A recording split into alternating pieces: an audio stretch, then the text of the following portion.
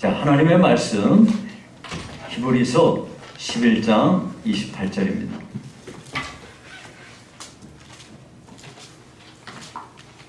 히브리서 11장 28절 말씀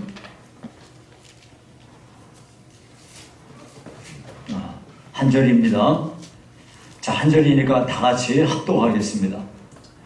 믿음으로 유월절과 피 뿌리는 예식을 정하였으니 이는 장자를 멸하는 자로 그들을 건드리지 않게 하려 한 것이며. 아멘. 여러분이 교회에 오셔서 가장 많이 접하는 단어 중에 하나가 예수님, 십자가, 예수님의 피, 뭐 이런 거일 거예요. 네. 그러면 여러분 오늘 이 시간에는 여러분이 이미 다 알고 있는 건데 이거는 하여튼 100번은 들어야 돼요. 네. 100번은 들어갖고 여러분 머릿속에 바뀌고 또 바뀌고 그러셔야 돼요. 네. 대체 예수님은 왜 피를 흘려서 죽으셔야 되죠? 예수님이 그냥 죽으면 되지 왜 꼭 피를 흘려 죽어야 돼요? 죽는 사람도 죽을 때 다양하게 죽잖아요. 근데 예수님은 왜 꼭 피 흘려서 죽으셔야 돼요? 네. 그리고 예수님이 십자가에서 흘리신 피가 대체 나하고 뭔 상관이 있어요? 여러분이 교회 다니시면서 자주 듣는 얘기인데, 늘 듣는 얘기인데, 예수님, 십자가, 피. 특히 오늘 이 시간은 피 얘기를 할 텐데요. 대체 왜 예수님이 피를 왜 흘려야 되고, 예수님이 흘린 피가 대체 나하고 무슨 상관이 있어요? 이것을 여러분들 오늘 본문을 통해서 함께 살펴보는 시간을 갖기 원합니다. 자, 우리가 이제 하나님께서 행하시는 일들이 있는데 하나님이 행하시는 일을 크게 넓은 의미에서 보면은 하나님은 무엇을 이 세상에서 행하시냐면 하나님이 이 세상을 구원하고자 하시는 구원의 일을 하세요. 그 구원 계획이 있어요. 그래서 하나님은 일을 하실 때 누구든지 그러잖아요. 우리가 계획이 있잖아요. 그래서 하나님은 세상을 운영하여 가실 때 하나님의 구원 계획을 가지고 이 계획에 따라서 세상을 운영해 가시는 거예요. 자, 그 이야기를 먼저 해볼게요. 그래서 여러분 이제 첫사람 아담이 하나님 앞에 범죄했잖아요. 근데 첫사람 아담이 죄를 지은 거는 아담 한 사람으로 끝나는 게 아니에요. 왜냐하면 아담은 모든 인류의 대표자로 죄를 지은 거예요. 그래서 이 사람이 대표자로 죄를 졌기 때문에 이 사람 이후에 태어나는 모든 이들은 아담이 지은 그 죄를 안고 태어나요. 그래서 자기의 의지하고 상관없이 모두가 다 죄인으로 태어나요. 여러분 이거 부인 못할 거예요. 애들한테 누가 가르친 적 없는데도 기가 막히게 죄를 짓습니다. 왜요? 태어나면서부터 죄를 갖고 태어나니까 그래요. 이걸 보고 원죄라고 그래요. 이 원죄를 가지고 태어나면서 사람은 끊임없이 이 죄를 생산해냅니다. 이게 자본죄입니다. 계속해서 죄를 개발하고 새로운 죄를 짓고 또 짓고 반복하고 키우고 이 일을 계속하는 거예요. 그래서 이 죄의 값으로 세상에서 저주받고 살다가 결국은 죽습니다. 죄값으로 죽어요. 죽고 끝나냐? 성경이 그랬어요. 사람이 한 번 죽는 것은 정한 이치나 이후에 심판이 있으리라. 무슨 심판입니까? 지옥 영원한 멸망의 심판이에요. 이것이 인간이 지고 가야 될 이것이 자기 인간의 분깃이라고요. 이거는 누구나 다 모든 이들에게 공통적으로 주어지는 거예요. 자꾸 어떤 사람들은 뭐 전생에 뭐 어쨌느니 그러는데 그것은 그냥 그렇게 여러분이 예수 믿는 사람들이 전생 얘기를 하는 사람도 있더라고요. 그럼 여러분이 좀 생각을 좀 잘 해보셔야 돼요.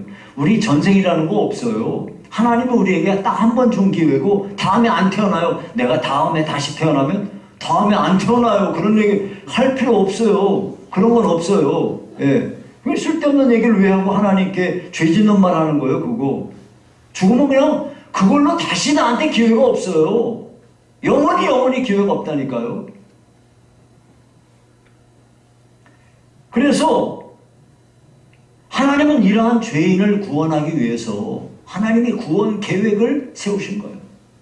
그리고 그 구원 계획을 차근차근 이루어 가시는 거예요.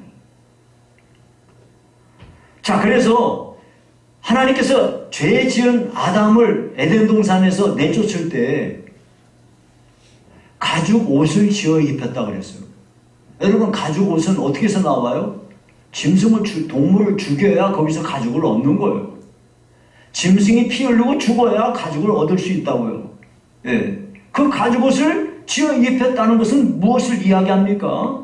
앞으로 오실 구세주 메시아가 피 흘려 죽으실 것이고 피 공로로 인하여 사람들이 구원을 받을 것을 예표적으로 보여준 사건이죠. 자, 이것을 위해서 하나님께서 이제 구원의 역사를 쭉 이루어 오십니다. 그래서 아브라함에서부터 이 아담에서부터 시작해서 쭉 이렇게 계보가 창세기에 기록이 되고 있습니다. 그렇게 하다가 하나님께서 때가 되매 갈대아 우르에서 살고 있는 아브라함을 부르십니다. 원래 이 아브라함은요, 원래 이름이 뭐냐면 아브람이에요. 근데 이것이 나중에 아브라함으로 이름을 바꿔주세요. 근데 이 아브라함이 하나님 앞에 부름을 받았을 때 하나님께서 이렇게 말씀하셨어요. 창세기 12장 1절 2절에 보니까 이렇게 언약을 하셨어요. 여호와께서 아브라함에게 이르시되 너는 너의 고향과 친척과 아버지의 집을 떠나 내가 네게 보여줄 땅으로 가라. 자, 그러면 어떤 약속을 하냐? 내가 너로 큰 민족을 이루고,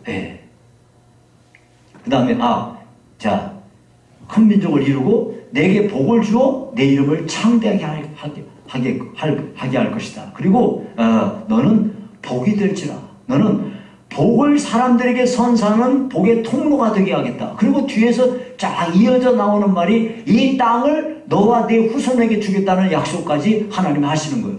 요약하자면, 자, 너가 지금 살고 있는 이 땅을 너와 너의 후손에게 줄게. 그리고 너는 큰 민족을 이루게 할 거야.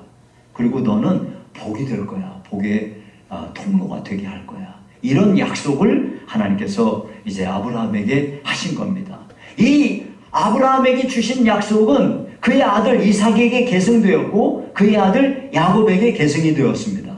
이 야곱에게는 12명의 아들이 있는데 12명의 아들 가운데 11번째로 태어난 아들이 요셉입니다. 그런데 12아들 중에 이 아버지 야곱은요, 요셉을 제일 사랑하고 예뻐했어요.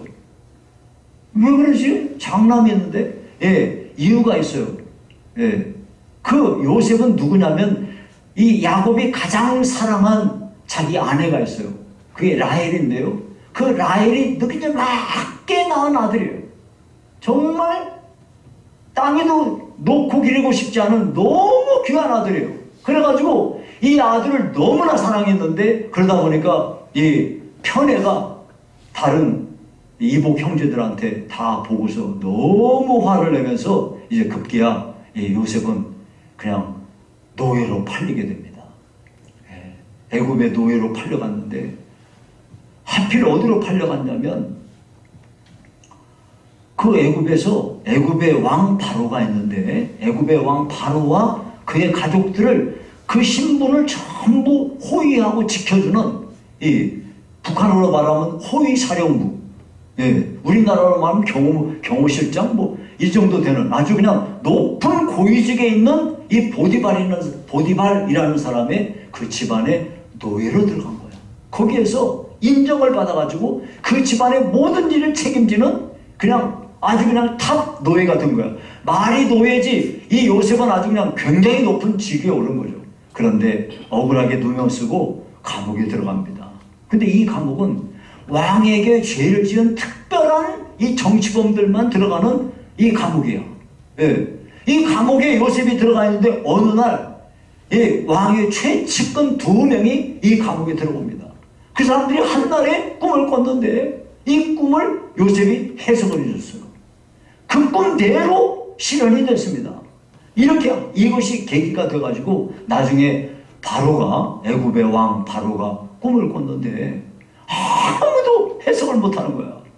그때 비로소 요셉이 왕 앞에 가게 된 거죠. 왕 앞에 딱 갔어요. 왕이시여, 왕이 꾼 꿈은 7해 흉풍년이고 대풍년이 날 겁니다. 그리고 그 뒤에 7해 대흉년이 일어날 겁니다. 그런데 이 뒤에 있는 대흉년이 너무나 엄청난 거라서 나라가 망해버릴 거예요. 그러니까 왕께서는 아주 지혜롭고 명철한 사람을 딱 택해서 애굽 땅을 다 다스리게 하고 여러 이 통치자들을 세워가지고 풍년 때, 대풍년 때 흉년을 대비하기 위하여 잘 대비하고 이렇게 해가지고서 흉년을 맞이하면 나라가 망하는 것을 방지할 수 있을 것입니다 하고 충언을 한 거예요. 그랬더니 이 얘기를 들은 바로와 그의 신하들이 깜짝 놀란 거야. 세상에 이렇게 지혜로운 사람이 있겠는가. 그래가지고 이렇게 말했어요. 바로가 말했어요. 창세기 41장 38절에서 40절에 이렇게 말합니다. 바로가 그의 신하들에게 이르되 이와 같이 하나님의 영에 감동된 사람을 우리가 어찌 찾을 수 있으리요? 하고 요셉에게 이르되 하나님이 이 모든 것을 내게 보이셨으니 너와 같이 명철하고 지혜 있는 자가 없도다. 너는 내 집을 다스리라. 내 백성이 다 내 명령에 복종하리니 너는 내가 너보다 높은 것은 내 왕자뿐이니라. 그러면서 이어서 말했어요. 그 뒤에 안 나오나? 그 뒤에 내가 너를 애굽 온 땅의 총리가 되게 하노라 그랬어요. 그래가지고 애굽 온 땅의 총리로 이 요셉을 세우게 됩니다. 그러니까 그 당시에 최고 강대국인 애굽에서 요셉은 제2인자가 된 거죠. 한편 자, 여러분이 먼저 이제 생각을 잠깐 다른 데로 바꿔가지고 하나님께서 하나님의 구원 계획을 이루시기 위해서 아브라함에게 약속을 하셨어요. 너 큰 민족을 이루게 할 거야. 이 땅도 주고 너는 복이 되게 할 거야. 이렇게 했단 말이에요. 그러면 큰 민족이 이루어져야 되잖아요. 하나님이 언약하신 대로 이 언약이 이루어져야 될 거 아니에요? 그래가지고 이 큰 민족을 이루게 하고 난 뒤에 하나님이 주겠다고 한 그 약속의 땅까지, 지금은 이제 애굽에서 애굽 이야기니까 애굽에 있는 사람들을 꺼내다가 하나님이 주겠다고 약속하신 가나안 땅까지 가야 될 거 아니에요? 그러면은 이 조건이 이루어져야 돼요. 애굽에서 살고 있는 사람들이 먼저는 큰 민족을 이루어야 되고, 두 번째는 애굽에서 살던 사람들이 나 여기가 좋은데 왜 딴 데 가라고 그래? 나 싫어. 나 여기서 계속 살 거야. 할 테니까 여기서 있는 사람들이 아이고 도저히 못 살겠네 하고 말이 나와야 돼. 그게 두 번째 조건이야. 세 번째, 나갈 때 그냥 나가나? 많은 사람이 나가는데 데리고 가야 될 지도자가 필요해. 그리고 나가려고 그러면 누가 뭐 내보내주나? 허락 누가 내보내줄 사람이 누가 있어? 사람이 돈인데. 그러니까 못 나가게 막는 사람들을 다 멸해야 돼. 이런 조건들이 있어야 된단 말이에요. 자, 이런 조건들을 어떻게 하나님이 이루어 가시는지를 잠깐 말씀을 드릴게요. 자, 이제 요셉이 애굽에서 총리가 됐어요. 이렇게 돼서 그것을 빌미로 해서 야곱의 70명의 이 가족들이 애굽으로 내려옵니다. 왜요? 대흉년을 맞이해가지고 먹고 살 길이 없어. 그러니까 요셉이 애굽으로 오세요. 여기 오셔서 내가 먹여 살려드릴게요. 해가지고 이 가족들 70명이 애굽으로 내려왔단 말이에요. 애굽에서 내려왔는데 애굽 땅에 가장 비옥한 곳이 있는데 거기가 고센 땅이에요. 여러분 이 이집트에 가보시면 이 나일강이 쫙 내려오다가 이 나일강이 뿔뿔이 갈라지는 데가 있어요. 거기가 나일 삼각주입니다. 나일 삼각주는 옛날부터 곡창지대예요. 왜냐하면 애굽에 가보면요 다 황량하고 나무도 없고 풀도 없고 그런데요. 다 그래요. 그냥 나일강 있는 데만 그냥 나무도 있고 풀도 있고 곡물도 심고 그러지 딴 데는 전부 사막이에요. 그런데 거기 나일 삼각주를 가면은 굉장히 비옥합니다. 거기에 정착을 해가지고 이스라엘 백성들이 요셉의 이 보호를 받으면서 굉장히 많은 사람으로 성장하기 시작했어요. 큰 민족을 마침내 이루게 되었는데요. 출애굽할 당시에 20세 이상의 전쟁에 나갈 수 있는 장정들의 수가 60만 명이나 했거든요. 그러니까 애들, 노인들, 뭐 다 여자들 다 합하면요 300만에 달하는 굉장히 큰 민족을 이루게 된 거죠. 이 큰 민족을 이루게 된 것이 이제 그러니까 하나님이 너로 큰 민족 이루게 하리라 한 거는 성취가 됐어요. 예. 문제는 뭐냐면 여기서 이 사람들이 한 400년 살았으니까 몇 대를 걸친 거예요? 뭐 1대 2대가 아니에요. 이게 400년을 살았으니까 여기가 내 땅이지 뭐 여기가 우리 고향이지 뭐 여기가 내가 사는 데지 딴 데 어디를 가 이렇게 생각할 거 아니에요. 그러니까 하나님이 여기서 그 작업을 해야 돼요. 예. 그래서 이 이스라엘 백성을 옛날에는 히브리 민족이라 했거든요. 히브리족이라 했어요. 이 히브리족이 이렇게 좋은 땅에서 잘 살고 있는데 여기 터전을 버릴 리가 없잖아요. 그러니까 하나님이 어떻게 하셨냐면 애굽에 새로운 왕조가 들어서게 했어요. 이 말이 무슨 말이냐면 우리나라가 통일신라 시대에서 고려로 바뀌어졌다 이 말이에요. 여러분 통일신라나 고려나 내내 그 땅에서 그 사람들인데 이게 같은 나라예요? 딴 나라예요? 전혀 딴 나라예요. 고려하고 조선 전혀 딴 나라예요. 마치 그런 것처럼 애굽에 새로운 왕조가 딱 들어서 가지고 왕이 보니까 이야 저 이스라엘 놈들 저거 큰일 났네 이거. 저것들이 우리보다 수가 더 많아. 이들을 뒀다가는 만약에 우리 전쟁 나면 우리 적국하고 저놈들이 붙어버리면 우리 큰일 나겠는데 야 이거 안 되겠어 이렇게 한 거야. 그래가지고 그 다음부터 엄청난 박해를 가하기 시작합니다. 이 애굽 사람들이 무력을 동원해가지고 히브리 민족을 노예로 부리면서 엄청난 박해를 가한 거예요.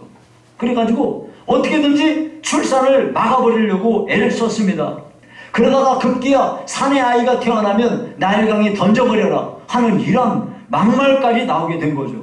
이런 일련의 사건을 통해서 이스라엘 백성들은요 아이고 도저히 여기서 어떻게 해요? 못 살겠다. 여기서 떠나고 싶다. 이런 마음을 딱 갖게 된 거예요. 자 이제 두 번째 조건이 형성됐어요. 세 번째 조건이 뭡니까? 나가려고 그러면 지도자가 필요해. 누가 데리고 가야 된다고. 그냥 막 가는 게 아니야. 그래서 하나님은 모세를 이러한 지도자로 세우시게 되었습니다. 그러면 지도자로 세움을 받은 이 모세가 머릿속에 철두철미하게 박혀야 될 사상이 뭡니까? 너는 히브리 민족이야. 너는 히브리 민족이야. 너는 히브리 민족이야. 너는 하나님의 사람이고 너는 하나님의 백성이고 너는 히브리 민족이야. 이게 머릿속에 완전히 박혀버리지 않으면 안 돼. 그래서 당시에 가장 박해를 받던 때에 모세가 태어나야 되는 거예요. 그래서 그냥 어떻게 죽음을 면하고 태어나서 엄마 품에 안겨가지고 저절될 때까지 머릿속에 너는 히브리 민족이야. 너는 히브리 민족이야. 너는 여호와를 섬겨야 돼. 이걸 머릿속에 담고 산 거야. 예. 그렇게 해서 40살이 될 때까지 애굽의 궁중에서 다 훈련을 다 받아요. 정치도 배우고 사람들 데려 어떻게 하는 사회의 모든 구성하는 것도 배우고 군사도 어떻게 하는지 조직은 어떻게 해야 되는지 무기는 어떻게 해야 되는지 훈련은 어떻게 해야 되는지 이걸 다 머릿속에 전부 40년간 넣어놓은 거야. 그렇게 하고 그렇게 했다고 되는 게 아니니까 인격이 중요하니까 인품이 이 사람들을 많은 사람을 데리고 가려면 인격이 형성돼야 되니까 40년간 미디아 광야를 내보내가지고 양치기로 보내버리면서 완전히 이 온유한 성품의 사람으로 겸손한 사람으로 하나님의 그를 만드신 거예요. 이렇게 하나님이 이제 지도자도 준비를 시킨 겁니다. 또 한 가지가 있는데 그게 뭐냐면 애굽에서 이제 나가려고 그러면 그냥 누가 순순히 내보내주나요? 방해하죠. 절대 못 나가게 하죠. 예. 이 방해군이 누구겠어요? 애굽의 왕과 그리고 그 왕의 신하들 아니겠습니까? 이들은 절대로 히브리 사람들을 내보내주지 않을 거예요. 왜냐하면 옛날이나 지금이나 여러분들 옛날에도 장사할 때 장사 목록에 뭐가 들어간지 알아요? 사람이 들어가요. 왜 사람이 들어가요? 사람만큼 돈 되는 게 없어요. 전쟁 나잖아요. 그러면요 전쟁 나서 전쟁에 이기는 사람이 꼭 제일 먼저 뽑아가는 것 중에 하나가 요 나라에서 똑똑한 놈들 누구야? 어디 원자력 계통에 누가 똑똑해? 누가 뭐 어디 반도체는 뭐가 똑똑해? 뭐 2차 전지 누가 똑똑해? 이런 거 전부 이거 목록 다 해가지고 그놈들 쏙쏙쏙 빼가지고 다 가는 거예요. 옛날이나 지금이나 똑같아요. 이렇게 하는데 이걸 그냥 내보내겠어요? 그래서 하나님이 10가지의 재앙을 내리게 됩니다. 애굽에 10가지의 재앙을 내리는데요. 거기 보니까 이제 10가지의 재앙이 강이 피로 변하는 재앙, 강물이 피로 변했어. 개구리가 막 나는데 개구리가 침실에 뭐 부엌에 그릇에 막 난리가 나. 이가 막 그냥 뜯고 그러니까 이거는 하나 끝나면 또 오고 하나 끝나면 또 오고 이 순서대로 오는 거야. 그 다음에 이제 이 재앙 끝나고 나니까 파리가 또 막 파리가 이 파리 재앙을 제가 이집트에 가서 체험을 했는데요. 내가 한번 여러분들한테 설교 한번 한 것 같은데 기억나시는 분 있어요? 제가 이집트에 그 시장을 갔거든요. 시장을 가서 쭉 지나가는데 어디 이 자판에 이렇게 이만한 자판에 뭐가 보니까 시커매요. 그래서 뭐 이렇게 시커먼 거가 있더라고요. 거기에 무화과가 원래 있었던 거야. 무화과가 있는데 파리가 완전히 다 새까맣게 그 위를 다 덮은 거야. 파리가. 그래서 내가 딱 지나가니까 얘들이 훅 날아가는데 야 파리가 이 파리떼가 저런 거구나. 와 무시무시해. 파리 재앙. 이 파리가 막 그 다음에 이거 끝나고 나니까 가축이 막 돌림병이 나가지고 이거 끝나고 나니까 사람이며 짐승이며 막 여기저기 막 이 종기가 막 나는 재앙. 그 다음에 또 우박이 막 쏟아지고 우박도 뭐 요만한 거 아니겠죠. 막 주먹만한 거 이런 우박 잘못 맞으면 죽어요. 여러분 저 일전에 중국에서 어딘가 우박 얼마나 나왔다 했는데 저희 저 3층에 살 때 우박 조금 떨어진 거 있었는데 요만한 거 이거 커요 작아요? 이게 작다고요? 이게 작은 게 아니에요. 이 우박이 이게 떨어지면 이거 맞으면요 곡식들 다 작살나요. 우리 저 3층에서 우리가 살 때 저기 폐가를 개조해가지고 우리가 살았는데 우리 집 거실이 어떤 천장이 뭐였냐면 양철이었어요. 옛날에 거기서 부엌도 하고 그 옆에 그 우사 있고 했는데 거기를 싹 개조해서 우리가 방어를 썼는데요. 그러다 보니까 천장이 거기 부근은 천장이 뭐예요? 양철이에요. 비가 오면요 앞에서 얘기해도 안 들려요. 바로 앞에 있는데 왜 소리가 안 들려요? 어떻게 시끄러운지. 근데 우박이 2만원씩 한 거 떨어지면 이 우박 한 번 잘못 가면 죽는 거죠. 이런 우박이 내려가지고 난리가 난데다가 그 다음에 또 이거 끝나고 나니까 메뚜기 재앙이 나가지고 우박 때 살아남은 그래도 먹을 만한 거 남아있는 거 이거는 또 메뚜기가 와가지고 싸그리 전부 먹어치우고요. 이거 끝나고 나니까 3일 동안 흑암이 깜깜한 거예요. 낮이란 게 없어. 빛이라는 건 아예 없고 깜깜하게 3일 동안 되는 거야. 이야 이렇게 해서 9가지 재앙이에요. 그러고 난 뒤에 마지막 재앙이 장자가 죽는 재앙이에요. 이렇게 해서 이스라엘 백성들이 이제 거기서 나오게 되는데요. 이러한 재앙을 당하면서 바로의 신하들이 느낀 감정은 뭐냐면 아이고 이제 우리나라는 끝났구나. 우리나라는 망했다. 이렇게 생각을 딱 머릿속에 가진 거예요. 이런 재앙이 내려지니까 이런 재앙이 하나씩 내려질 때마다 애굽 왕 바로는요 그 위기를 벗어나기 위해서 하나씩 양보하기 시작했어요. 재앙이 내리기 전에 모세가 분명히 바로에게 말했거든요. 여호와께서 출애굽기 9장 1절을 보니까 이렇게 말했어요. 여호와께 구하여 아닌데 9장 1절 9장 바로 앞에 없나요? 9장 1절 여호와께서 말씀하시기를 내 백성을 보내라 그들이 나를 섬길 것이니라. 이걸 계속 재앙 하나 끝날 때마다 바로에게 가서 또 이야기를 하고 또 이야기를 하는 거예요. 여호와께서 말씀하시기를 내 백성을 보내라 그들이 나를 섬길 것이니라. 이렇게 말을 했단 말이에요. 이 말을 들을 때마다 모세는 바로는요 모세를 속이기 일쑤였는데요. 개구리 재앙이 내렸을 때는요, 개구리 재앙이 내렸어요. 그랬더니 개구리 재앙이 장난이 아니거든.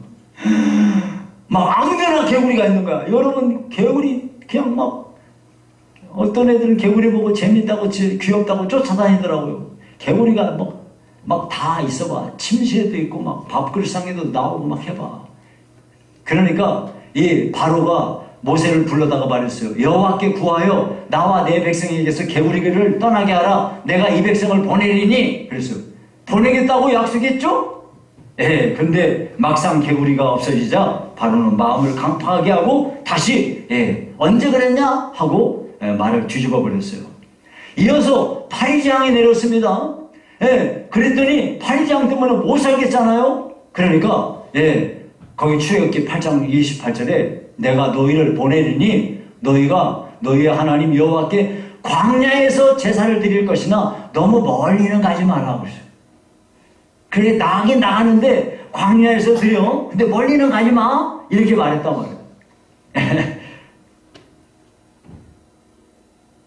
그래놓고 파리가 정작 없어지니까 언제 그랬냐 해놓고 이거를 딱 또 뒤집었어요. 이어서 우박재앙이 또 내립니다. 우박재앙이 내리니까 우박재앙이 얼마나 무섭겠어요. 그러니까 출애굽기 9장 27절 28절에 이번은 내가 범죄하였노라. 여호와는 의로우시고 나와 나의 백성은 악하도다.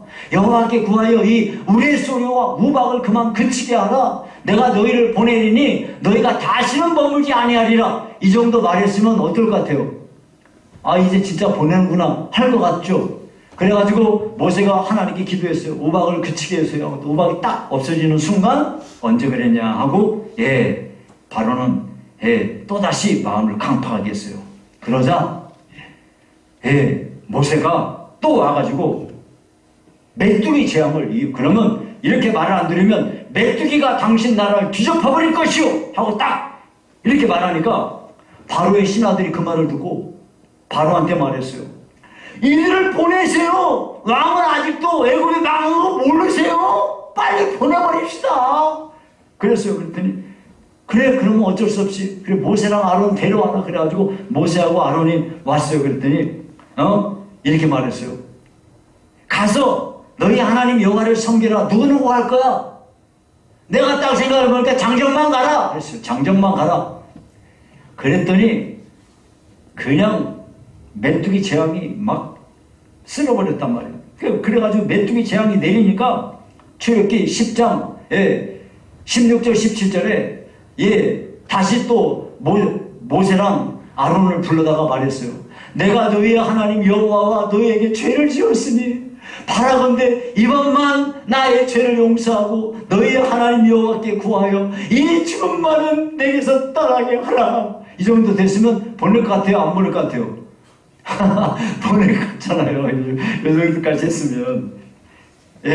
근데 메뚜기가 정말 싹 사라지자 언제 그랬냐 하고 바로가 또다시 마음을 강팍하게 하고 자기가 한 말을 또 뒤집어 버렸습니다. 이어서 흑암재앙이 내렸습니다. 흑암재앙이 흑암재앙이 내렸는데요. 출애굽기 10장 24절을 보니까 이렇게 말했어요. 이제는 진짜 현실적으로 말하는 거야. 막 점점 그래 내가 가게 할게. 저 멀리는 가지 마. 그래놓고 그냥 장정만 가 하고 그래도 안 되니까 이제 뭐라고 그러냐면 양과 소는 머물러 두고 너희 어린 것들은 너희와 함께 가라. 애들은 데려가되 그냥 짐승은 놔두고 가. 그랬어요. 그랬더니 모세가 말했어요. 왕이라도 우리가 하나님께 제사 드릴 거 필요한 재물을 우리한테 줘야 될 판인데 우리 양 한 마리도 남겨두지 않고 다 데리고 갈 거요. 딱 말했어요. 그랬더니 바로가 화가 났습니다.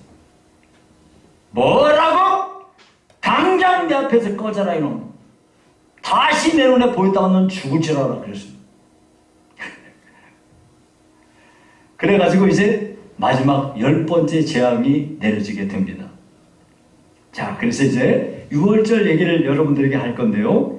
유월절이에요. 자, 유월절이 무슨 뜻이냐? 한자를 보시면요. 그 한자가 유자가 무슨 자냐면 넘을 유자예요. 예, 월자가 또 뭐냐면 넘을 월자예요. 그러니까 그 다음에 절은 마디 절자거든요. 마디 절이 그러니까 넘어가는 절기다 그 말이에요. 영어로 패스오버. 넘어가는 절기. 이게 뭔 얘기냐면요. 자, 9가지 재앙을 내렸는데도 바로가 마음을 강팍하게 하고 이스라엘 백성을 안 보내주잖아요. 그러니까 하나님이 이 재앙을 내리면 저들이 보낼 거야 했어요. 그래가지고 출애굽하기 바로 전날 밤에 하나님께서 이스라엘 백성들에게 이것을 명하셨습니다. 이스라엘 백성 집집마다 양을 그 사람 수에 맞게 먹을 수 있는 양을 잡아가지고 그 양을 잡아서 그 피를 그릇에 담아가지고 우슬초 이 나무 그냥 쉽게 생각하면 여러분이 빗자루 같은 거 이런 거요. 그런 거에다가 이게 피를 묻혀가지고 문이 있잖아요. 그럼 여러분 문이 이렇게 있으면 이렇게 있을 거 아니에요? 이렇게 있을 거 아니에요? 예, 좌우에 있는 걸 보고 설주라고 그래요. 문 좌우 설주에다가 바깥에서 피를 이렇게 바르고, 그리고 인방은 문 설주를 잇는 이걸 보고 인방이라고 그래요. 그 인방에다가 피를 발라라고요. 바깥에서 딱 봤을 때 이 집에 들어가려면 문이 없는 집은 없어. 다 문이 있는데 그 문에다가 문 설주와 문 인방에 그 양의 피를 발라라 이거예요. 그러면 하나님이 보내신 죽음의 사자, 멸하는 사자가 와서 이 피를 보고 넘어갈 것이다. 그래서 이 집안에 있는 사람들이 보호를 받게 될 거다 하는 거예요. 하나님 만약에 피가 없는 집은 그 집에 들어가서 집집마다 장자가 없는 집은 없어. 누구든 장자는 다 있어. 제일 먼저 태어난 장자가 있고 그 집집마다 가축들이 있는데 가축 가운데 맨 처음 태어난 수컷 이건 다 죽는다 그랬어요. 그럼 여러분 왜 장자를 사람들이 많은데 왜 장자만 죽이고 왜 수컷을 죽이지? 그거는 뭐냐면 성경은요 이렇게 대표성의 원리가 있어요. 장자는 그 집안의 모든 사람을 대표하는 거예요. 그러니까 원래는 다 죽을 건데 장자만 대표로 죽는다 그 말이죠. 짐승들도 다 죽여버릴 건데 그 대표로 하나만 죽는다 그 말이에요. 그래서 이와 같이 하나님께서 유월절을 제정하신 겁니다. 그런데 여러분이 오늘 본문을 잘 보시면 본문에 뭐라고 그랬냐면은 믿음으로 유월절과 피 뿌리는 예식을 정하였으니 그랬거든요. 그러니까 이게 무슨 이야기냐면 이 피를 바르면 양의 피를 바른 집은 이 집안에 있는 사람은 하나님의 약속대로 보호를 받는다는 하나님이 약속하신 대로 여기에 있는 사람은 안전하게 보호받는다는 믿음을 가져야지 이 유월절 그 피를 바르는 그것은 믿음으로 세워지는 거예요. 그것을 믿지 않으면 에이 시까지 그거 바른다고 무슨 소용이 있어 하고 안 바를 거 아니겠어요. 믿음으로 세워지는 그런 예식이다 하는 것입니다. 자, 그러면 제가 여러분 오늘 설교할 때 처음에 그런 얘기했죠. 대체 피 얘기를 왜 이렇게 하는 거야? 예수님이 꼭 죽으실 때 그냥 죽으면 되지 꼭 피 흘려 죽으셔야 돼? 왜 꼭 십자가에서 꼭 피 흘려 죽어야 돼? 왜 이런 얘기를 여러분이 생각하실 수가 있어요. 자, 그러면 하나님께서는 왜 유월절 양의 피를 문설주와 문인방에 바르라고 하신 거예요? 성경 레위기 17장 11절에 이렇게 말해요. 생명이 피에 있으므로 피가 죄를 속하느니라. 여러분 하나님께 제사를 드릴 때 하나님께 드리는 제사 가운데 죄를 용서하는 속죄 제사는요 반드시 피가 있어야 제사가 되는 거야. 속죄 제사는 화목 제사라든지 무슨 전제라든지 이런 거는 그게 아니고 하나님께 드리는 속죄, 죄를 용서받는 속죄 제사는요 반드시 피가 있어야 돼요. 그래서 생명이 피에 있다. 여러분 생명이 피에 있다는 거 여러분 생명이 피에 있다는 거 여러분이 다 아시잖아요. 사람이요 저기 한 것 같아도 이 심장에 예를 들어서 심장에 총을 딱 맞잖아요. 그러면 바로 한 몇 초 안에 죽어요. 딴 데 총 맞으면요 한참 안 죽어요. 예. 근데 심장에 맞으면요 피가 순식간에 팍 나오면서 바로 죽어요. 저는요 여러분이 참고하세요. 닭 잡을 일이 있으면요 제가 일러드릴게요. 닭 잡는 거 엄청 쉬운데 여러분 닭을 못 잡는 사람은 막 다 모가지를 비틀어가지고 막 그러면 또 안 죽고 뭐 또 막 살아가지고 뛰어다니고 예 그런 거 한데 그렇게 하지 말고 닭 잡는 거 간단해요. 예 닭은요 이렇게 날개 죽지를 딱 잡으면요 뭐 꼼짝 못해요. 아무리 큰 놈도요 날개 죽지 한 손으로 딱 잡으면요 꼼짝 못해요. 그래가지고 머리를 이렇게 하고요 목을 이렇게 해요. 그리고 이렇게 뒤집어 가지고요 이렇게 뒤집으면은 피가 떨어질 거 아니에요. 피가 뚝뚝뚝뚝 떨어질 거 아니에요. 피가 어느 정도 조금 뚝뚝뚝 떨어지면요 갖다 탁 내다 버려놓으면 얘가 푸드득 갖다 그대로 죽어요. 다음부터 그렇게 하세요. 저도 배웠어요. 그전에는 모가지 비틀었거든요.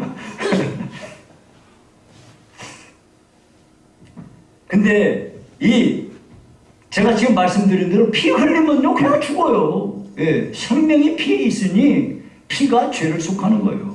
즉 장자의 죽음을 대신해서 양이 피를 흘렸으니까 장자의 목숨값을 치른 거야. 장자의 목숨값을 이렇게 양이 죽음으로써 그 목숨값을 치렀으니까 죽음의 사자가 더 이상 이 집안에 있는 거는 건드리지 말고 넘어가라 하는 것이죠. 예. 그런데 여러분 성경에 보면요 세례 요한이 예수님이 자기한테 오는 걸 보고 이렇게 말했어요. 요한복음 1장 29절에 보라 세상 죄를 지고 가는 하나님의 어린 양이로다 그랬어요. 자 여기서 세상 죄를 지고 가는 하나님의 어린 양은요 이건 유월절 양을 말하는 건데요. 예수님은요 세상에 아까 처음에 모든 사람이 죄를 안고 태어나는데 이 죄로 인하여 영원히 죽고 멸망하는 인생들을 이 죄로부터 구원하기 위해서 하나님께서 보내신 하나님의 어린 양이에요. 지금 사람들의 그 모든 죄를 자기가 다 짊어지고 대신하여 죄의 값을 치르기 위하여 자기가 피를 흘리고 죽는 그런 자로 세상에 보내심을 입게 된 겁니다.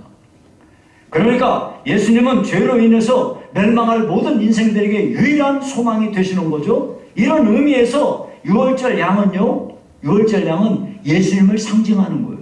유월절 양이 흘리는 피는요 예수 그리스도가 흘리는 피를 상징하는 거예요. 그러니까 이 피가 없으면 이 기독교는 성립이 안 돼요. 우리가 신앙을 가지고 있는 게 예수님의 피가 없어? 그러면 이건 말이 안 되는 거고 이건 아무 의미가 없어. 예수님의 피가 없다면 우리는 모임도 소용도 없고 아무짝에 소용이 없다니까.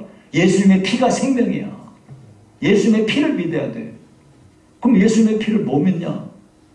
여러분 문설주와 문인방에 양의 피가 발라진 집은 이 멸망하는 사자가 넘어갔다고 그랬잖아요. 마찬가지예요. 우리가 예수님을 믿는다는 말은 뭔 얘기냐면 예수님이 나의 죄를 위하여 십자가에서 내 죄값을 대신 치르고 피 흘려 죽으신 거야. 그래서 이 주님의 피를 내 양심에 뿌린 사람들이야. 예, 하나님이 그 예수님의 피를 우리 마음속에 뿌려준 사람이야. 그걸 내가 믿는 거야.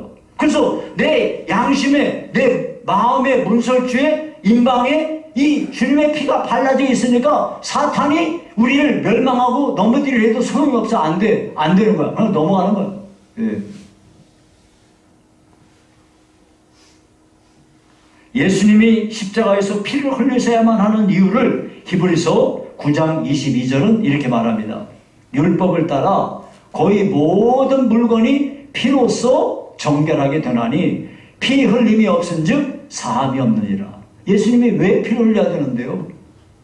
예수님의 피가 있어야만 죄가 용서받기 때문에 그런 거예요. 그러니까 예수님의 피 안 믿으면요 나는 그냥 교회 다니면서 착한 사람 될래요. 그런 사람은 교회 다녀봐야 백날 다녀야 소용없는 거예요. 그래서 우리가 찬송가에도 보면 예수님의 피 막 하잖아요. 예. 그 어떤 사람은 찬송가 부르면서 보혈이라고 그러면 보혈이 뭔지를 잘 모르는 분이 있어요. 보혈이 뭐예요? 보배로운 피라는 거예요. 보배로운 피. 그래서 우리가 예수님의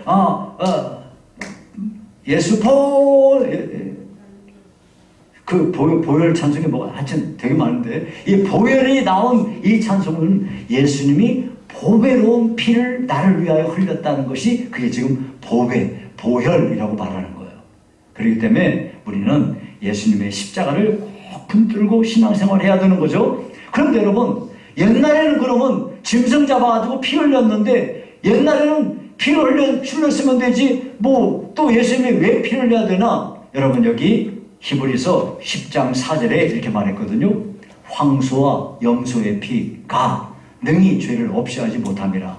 양의 피는 없는데요.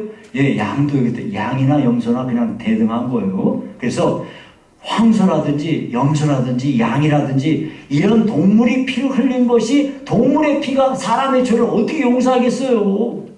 생각을 해보세요. 동물이 뭐 피 흘려 죽었다고 해서 내 죄를 용서하겠어요? 아니, 그런 거 없어요. 그것은 단지 앞으로 오실 메시아, 구세주이신 예수님이 피 흘려 죽으실 것을 예표로 미리 보여주신 것에 불과한 것입니다. 자, 이와 같이 그래서 예수님은 우리를 위하여 십자가에서 보혈을 흘려주셨는데, 예수님은요 우리의 죄를 위해서 자기의 생명을 단번에 완전히 내어주셨어요. 그래서 하나님께 제사를 드릴 때 또 드리고 할 필요가 없고 영원한 제사를 하나님께 단번에 드려버린 거예요. 그래서 이 제사, 예수님이 흘리신 이 거룩한 보혈을 마음에 믿는 사람을 영원히 온전하게 만들어버리신 거예요. 자, 정리하자면 예수님은요 반드시 피를 흘리셔야 돼요. 왜? 피가 있어야 죄를 용서받으니까. 예수님의 보혈을 내가 믿는다는 건, 내가 예수님을 믿는다는 건 뭘 믿냐? 예수님의 보혈을 믿는 거예요. 예수님의 피가 내 양심에 뿌려져서 내 모든 죄를 씻어주는 것을 내가 믿는 거예요. 그러니까 예수님은 이와 같은 일을 위하여 단번에 영원한 제사를 하나님께 드려버렸어요. 자기의 전부를 바쳐서. 그래서 우리가 그것을 믿는 사람은 영원히 하나님 앞에 온전하게 되는 거예요. 과거와 현재와 미래의 죄까지 다 씻음을 받고 용서받는 사람이 되는 것입니다. 자, 말씀을 맺습니다. 예수께서 십자가에서 흘리신 보혈은 모든 죄인의 죄를 씻으시는 하나님의 능력이 되는 겁니다. 이러한 보혈의 공로를 믿는 사람마다 멸망하지 않고 영생을 얻게 되는 거죠. 이 보혈의 공로를 믿는 사람들은요, 자기 마음에 우리 하나님이, 내가 하나님을 믿었더니 하나님이 내 양심에 그 문설주와 문인방에 주님의 피를 뿌려주신 사람, 다 이 피가 발라져 있어요. 그래서 죽음의 사자가 오면 우리를 건드리지 못해요. 어떠한 사탄의 공격이나 저주가 통하지 않는 거죠. 그러나 자기 인간의 공로를 의지하는 사람은 사탄의 저주를 절대 이길 수가 없습니다. 왜냐하면 인간이 아무리 놀라운 구제를 하고 착한 일을 많이 하고 좋은 업적을 쌓고 남을 위해서 자기 목숨을 내어주는 일까지 했다고 해도 자기 인간의 공로로는 절대로 자기의 죄의 굴레를 벗을 수가 없게 되는 겁니다. 우리는 하나님의 양이시며 유월절 양으로 오신 예수 그리스도를 믿고 그분이 우리를 위해서 흘리신 보혈을 우리 양심에 뿌림받은 자들입니다. 우리는 주님의 보혈이 내 양심에 뿌려져 있다는 사실을 굳건하게 믿고 이 믿음에서 흔들림이 없어야 돼요. 그렇기 때문에 예수 말고는 구원이 없는 거야. 어떤 사람들이 꼭 예수만 믿어야 구원받냐? 맞아, 예수만 믿어야 구원받는 거야. 딴 방법 없다니까. 요즘에 뭐 여기 하나님 어머니 믿는 사람들 많다고 그래. 거기 가면은 안상홍 증인님의 이름으로 기도합니다. 안상홍 좋아하시네. 안상홍 좋아하시네. 이 세상에 천하 없는 사람이라도 그 누구의 피도 죄 용서 못해. 오직 예수님의 피만이 우리의 죄를 용서할 수 있는 거예요. 그래서 우리는 이 믿음 안에서 흔들림이 없이 신앙생활을 하시기를 주의 이름으로 축원합니다. 살아계신 하나님 아버지 감사합니다. 우리를 사랑하셔서 사랑하는 아들 독생자 예수님을 보내시고 예수님이 우리를 위하여 십자가에서 피 흘려 죽으셨으니 감사합니다. 이 사실을 우리가 우리 양심의 아버지여 이것을 믿고 우리 양심에 주님의 피를 뿌림받은 거룩한 주의 자녀들 되었으니 감사합니다. 이 믿음으로 굳건히 서서 흔들림이 없도록 우리 성도들을 축복해 주시옵소서. 예수님 이름으로 기도하옵나이다. 아멘.